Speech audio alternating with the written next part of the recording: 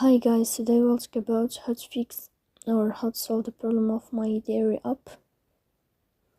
You click on settings as you said, you can click. Here in this page, you can click on apps, default apps, app settings.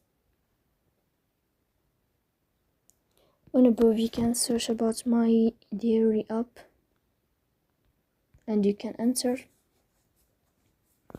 Then you can click on first stop and you can click OK. Here we'll enter to the window of storage. Then you can click on clear cache.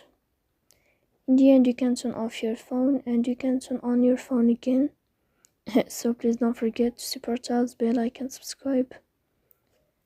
See you next time in another video and thank you for your attention and your watching.